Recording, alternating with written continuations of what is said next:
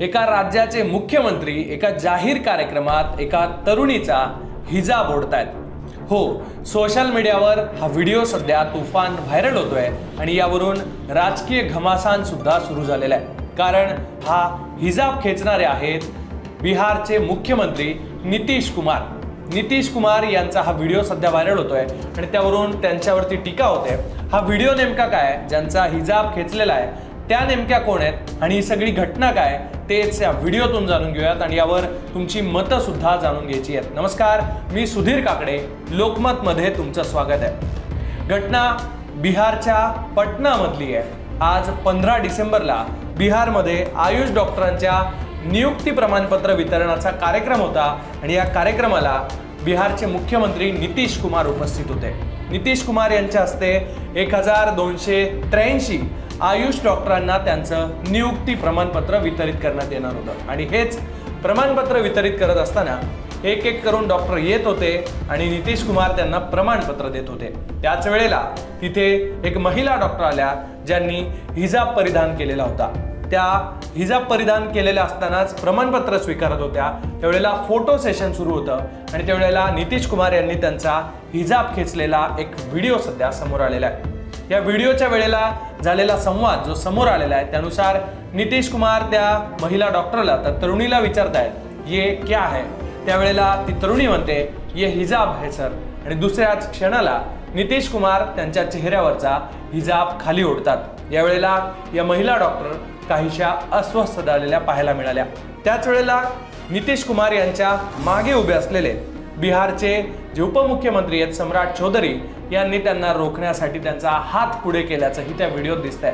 पण तोपर्यंत उशीर झालेला होता आणि नितीश कुमार यांनी तो हिजाब खाली ओढलेला होता। या सगळ्या गोष्टीचा हा जो प्रकार आहे हा कॅमेऱ्यात कैद झाला आणि त्यानंतर आता हा सगळा क्षण, हा सगळा व्हिडिओ आणि हा सगळा धक्कादायक प्रकार सोशल मीडियावरती तुफान व्हायरल होतोय। यावरून नितीश कुमारांवर टीका होते। ज्या महिला डॉक्टरचा, ज्या तरुणीचा हिजाब ओढण्यात आलेला आहे त्यांचं नाव आहे डॉक्टर नुसरत परवीन।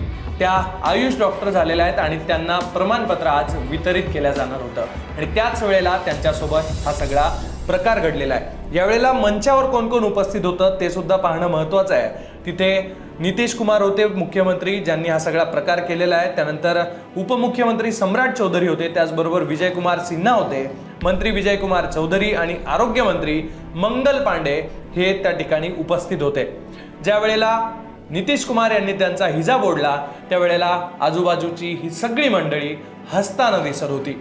हा प्रकार इंटेन्शनली, जाणीवपूर्वक केलेला आहे की नाही यावर आता पुढच्या सगळ्या गोष्टी चौकशीतून हे सगळं समोर येईल। मात्र हे करणं उचित होतं का हा प्रश्न इथं निर्माण होतोय। एखाद्या तरुणीचा, एखाद्या महिलेचा असा हिजाब ओढणं किंवा तिच्या कपड्याला स्पर्श करणं तिच्या परवानगीशिवाय, आणि तेही एखाद्या जाहीर कार्यक्रमात, एखाद्या मोठ्या स्टेजवरती हा सगळा प्रकार, हा सगळा विचित्र प्रकार करणं कितपत योग्य होतं असे सवाल आता उपस्थित होत आहे। सोशल मीडियावरती स्पेशली RJD असतील, जे विरोधी पक्ष असतील, या सगळ्या पक्षांनी आता नितीश कुमार यांच्यावर टीका करायला सुरुवात केलेली आहे आणि त्यावरून त्यांच्या मुख्यमंत्री पदाचा राजीनामा सुद्धा मागितला जातोय।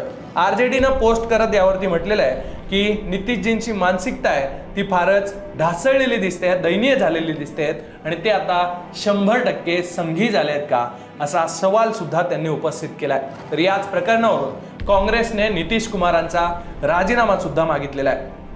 संध्याकाळनंतर या सगळ्या प्रकरणावरती ट्विटरवरती, सोशल मीडियावरती वेगवेगळ्या प्रतिक्रिया व्हायरल होत आहेत, ज्यावर काहींचं म्हणणं आहे की हिजाब असा ओढणं हे 100% चुकीचं आहे, तर काही लोकांनी या हिजाबला विरोध करत हे कृत्य योग्य असल्याचंही कुठेतरी टीकात्मक पद्धतीनं म्हटलेलं आहे। मात्र एखाद्या महिलेच्या कपड्याला स्पर्श करणं हे कितपत योग्य आहे आणि एखाद्या मुख्यमंत्र्याकडून जर हे कृत्य होत असेल तर यावरती कारवाई होणार का हा प्रश्न आता सर्वसामान्यांना पडलेला आहे। या सगळ्या प्रकरणावरती तुमच्या प्रतिक्रिया नेमक्या काय आहेत ते सुद्धा तुम्ही कमेंट बॉक्समध्ये नक्की व्यक्त व्हा आणि या व्हिडिओबद्दल तुम्हाला काय वाटतं ते तुम्ही नक्की सांगा।